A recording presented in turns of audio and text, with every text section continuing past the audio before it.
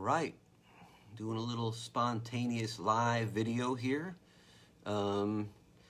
Just finished up doing another scene of my deep dive look into Death of a Rock Star for people who are on my email list. I have a new sort of a rig here, a little bit better lighting than I usually have, and hopefully a little bit of better sound. I got it specifically to do my live show coming up next Tuesday night. Hello, Joseph Grimm and Joel X, is it? I can't read real well with that small type. Hi, Robert Grant. And Jason, suddenly there's like way too many words for me to concentrate on at once. Yeah, just thought I'd say hello since I had everything set up. Got a little tiny Christmas tree here behind me because it's that time of season. Happy holidays to all of you out there. Merry Christmas or Kwanzaa or Festivus or Hanukkah. Is Hanukkah still going on? I assume it is. And all that jazz, you know, and Happy New Year. Well, there, some people are watching there. Sup, Jordan? Drew Ramirez, hello. Groovy, yeah.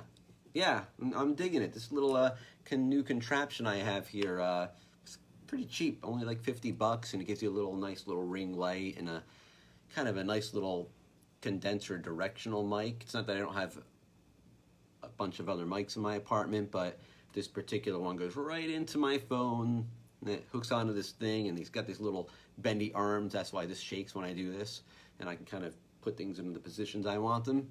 So yeah, should work out decently for the live show next week, hopefully. Should sound and look a little better than most of the videos I've done up to this point. I don't know how this sounds. Hello, Kyle and Lucas. So, if Facebook showed me that Röckët Stähr is live now. Yeah, no shit. I'm the one who did it. Go away. All right, well, I don't have too much to say about myself. Digging the chapeau. I don't know what a chapeau is. Yeah, so yeah, I hope you can all join me, or some of you can join me for my first live stream show next Tuesday night. It's just going to be me on the keyboard doing 8 songs, 8 of your favorite songs. And if they're not your favorite songs, they will be after this show. Yeah, and I'm working hard on it. It's going to be a bit of a mess because I haven't performed live in front of anyone in a long time, and I'm kind of a sloppy mess when I play anyway. I just kind of bang on the piano really hard, and you know, but doing it. Sounds good. Tiny bit of noise. Light is a little bit green.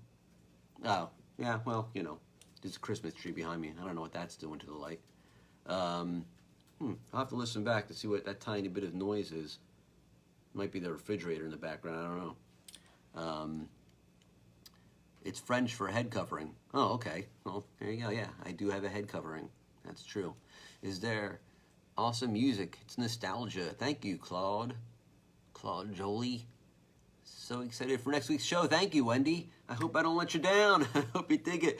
I've really been working my ass off and getting my voice back in shape. I'm breathing steam like 3 times a day. It's been sounding good the last few nights. When I was first starting to try to decide to do this show and sat down on the piano or keyboard, you know, digital piano, and tried singing, it was pretty bad. It was I had no power to my voice at all. It was like a little croak. I had no range. So I've been doing a lot, steaming, lots of vocal exercise, and then going over the set every night. And you know, it's really made a huge difference in the last couple of weeks. So hopefully that translates to next week, and you dig it. Sup, man? Sup, Cody? Did I say sup? Yeah. And Frederick Jarrett. So yeah, that's about it. Just wanted to say that. Anybody have any questions before I go? I'm also still working on the Blu-rays and CDs and all that. It's a lot of work to do, getting it all put together. Still hoping for mid-January with that, but you know, we'll see how it goes. Any questions? Give you 5 seconds. 5, 4, 3, 2, 1. All right, everybody. It's great chatting with you here, and See you next Tuesday night, and have a great Christmas if you celebrate Christmas. If you don't celebrate Christmas, have a great day watching everyone else celebrate Christmas, or doing whatever it is you do, play Monopoly, or I don't know, watch porn, something like that. Who knows? I don't know what you people do, and I don't want to know what you do because it's probably kind of disturbing. How do you feel about the state enforced homosexuality? That's a strange question. Is there state enforced homosexuality? I don't know about that. I'm against state enforced anything personally, but I have nothing against homosexuality whatsoever. I don't give a shit. Do whatever you want with your body. It's a beautiful thing. I think I missed someone's question there. Let's see if I can scroll down. Yes. What was the biggest inspiration for the opera? I don't know what the biggest inspiration was, but some of the inspirations were definitely Jesus Christ Superstar. That was a pretty big inspiration to do it. And Rocky Horror, of course, and Hedwig and the Angry Inch. Those, Rocky Horror and Hedwig are, of course, not rock operas. They're rock musicals. But they're both just fucking great. And, yeah, love them both. And just the music in general I do. People have been telling me for years, or since like the 90s, that I should do a rock opera or something, and I just was highly resistant. But I finally ended up doing it. Hey, Kyle Sigliani. Pete declared watching. Yeah, so I think somebody else asked something. I'm not sure there.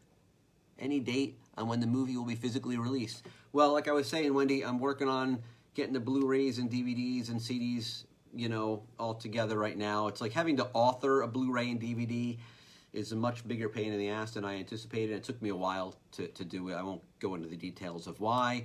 And now I'm just kind of pricing everything to look for, how many I should buy off the bat. Because, of course, I have a tiny little apartment and not really, a whole lot of room to store supply, and also the price of buying things ahead of time. I was going to do the Blu-rays and DVDs as an on-demand thing, but I'm not thinking that's going to be the way I'm going to go. So I'm pricing everything out, and then I have to, of course, learn how to build my online store and get all that worked out.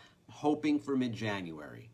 That's what I'm hoping for. We'll see if I hit that deadline, but you'll know, and I'll probably do another live stream show to celebrate the big release of it, if the first live stream show goes well, at least. So yeah, hoping for mid-January, but just stay tuned, and you will know. Let's see, anyone ask anything else there? Wayne, Kyle, so do you plan any live work for the opera? Right now, not outside of what I'm doing, as far as my little live stream shows here, beyond the fact that you can't do anything live anyway, really. Yeah, I just don't have the resources to do anything like that. If somebody picks up on it and wants to do a live stage production, that would be awesome. Or if things just go amazingly well and I make a lot of money doing it, and then I can put together a band, a tour, and do something like that, that would be awesome too. But right now, I have to put my resources in what I can just to sell this thing, which it's a lot. It's a lot to take on. Everything costs money, of course.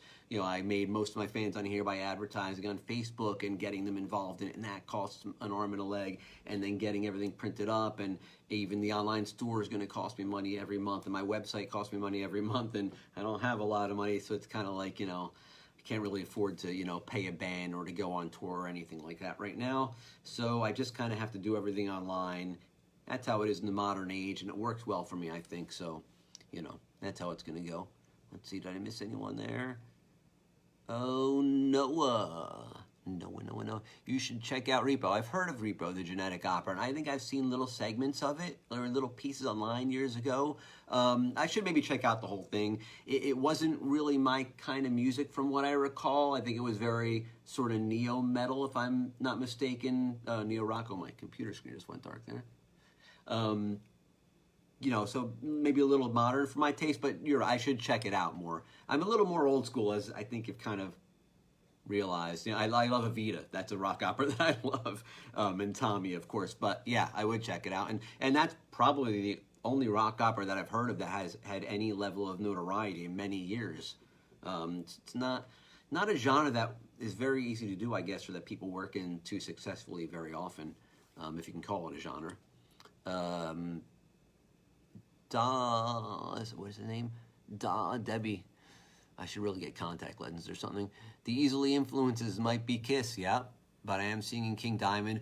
I have started digging King Diamond lately. My wife went to see him last year without me because I was actually finishing up the animation here, and I'm so bummed I missed that show. I'm not like a huge fan, but I really like him. But that wasn't the inspiration on the makeup, because I've only gotten into him in recent years. And Kiss kind of was the inspiration on the makeup, but I wasn't actually a Kiss fan when I started this opera. I did use the idea for that, like, what would shock people into kind of suddenly being, you've got to see the movie, but, it's certain people haven't heard rock and roll, a lot of these people, in their entire life. And so I was just kind of thinking, what would be the thing that would really grab people's attention? It was a certain type of music and a certain type of look. And oddly enough, I was trying to sound like Slade. And my friend heard it and said, oh, that sounds like a Kiss song. And I was like, I was trying to write a Slade song. And it turns out that I listened to Paul Stanley's autobiography, and it turns out what he said in it is that when he started Kiss, he was trying to go for a sound that was Slade, basically. He was using them as their blueprint for their sound. That's where that kind of stuff comes from. Slade did Come On, Feel the Noise, and Mama, We're All Crazy Now. That Quiet Riot made big hits in the U.S. in the 80s. That was originally Slade. They started that sound with the big kind of gang-like choruses, So yeah, I was actually going for Slade with my song Turn It Up, and the look of the band was going kind of for Kiss, but I wasn't a fan. But as making this opera, it's a long story, I ended up becoming a really big Kiss fan. So now I actually love Kiss, and I've seen them a couple times, or at least what passes for Kiss nowadays. And I hope that all made sense. Probably talking a little fast and rambling. Didn't quite plan on staying on this long, but people are asking questions and I don't want to turn anyone down. I hope you have a great Christmas. You too, Robert. I hope you have a wonderful Christmas and holidays, and everyone else says, hey, Pete. Oh, hello, Bridget. Merry Christmas to you too. Bridget's all the way in Peru. They actually treat Repo as a sort of a Rocky Horror in some places. Oh, that's cool. That's neat. So so we're all hearkening back to Rocky Horror, right? I mean, for this kind of thing in a way, a little bit of camp or what have you. Even though Rocky Horror again isn't, it's not a rock opera. It's a musical. Oh, another inspiration to another different degree would be the movie Heavy Metal from the 80s. I don't know how many of you are familiar with that. That's a fully animated movie, and it's not a musical or an opera, but there's a lot of rock under. It's got a really cool rock soundtrack, and it's really cool animation, and that's kind of what I wanted this to look like. It doesn't look anything like it. I ended up going more for a Yellow Submarine-ish type look, but yeah, that was kind of an inspiration as well. Gustav, let's see. Thank you for bringing face paint and fun back to music. You're welcome. Thank you very much. It's kind of me imitating sort of the movie, and the movie's kind of an imitation of me. I'm kind of an offshoot of that character. The movie itself is surrealistically a little bit autobiographical as to where, the creator creates this rock star to kind of send out on a tour, and he's kind of a clone of him, and that's kind of what Röckët Stähr is for what my actual real name is and real personality outside of this. Have created this kind of, different sort of rock star guy. If that makes any sense to you, it's fun to be somebody else, right? It's like I've always personally preferred the idea, for me at least, of putting my music out there as a persona as opposed to my regular self. I don't want to be my regular self when I'm making my music. It's not as fun, like Axl Rose and Slash. That's not their real names. Let's see here. Did I miss anybody? Hello, Mark and Adam and Douglas and John. Pink Floyd had a good movie with That's Right. That, again, that was another actual inspiration for what I wanted the animation to look like, was the animation in The Wall. Gerald Scarfe, I don't know if I'm pronouncing his last name properly, just amazing animation. There's little bits of animation that were in that movie.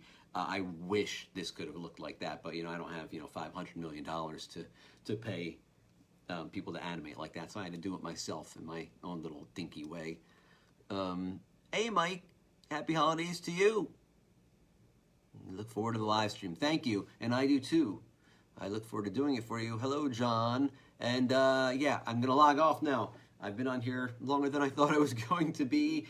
Thank you for coming on and saying hello and asking questions and all that. Hello, Craig, but goodbye because I'm about to log off. And I'll leave you with one last thing, and I think you know what that is. It's long live rock and roll! And then the obligatory, awkward pressing of the finish button. All right, everybody, see you.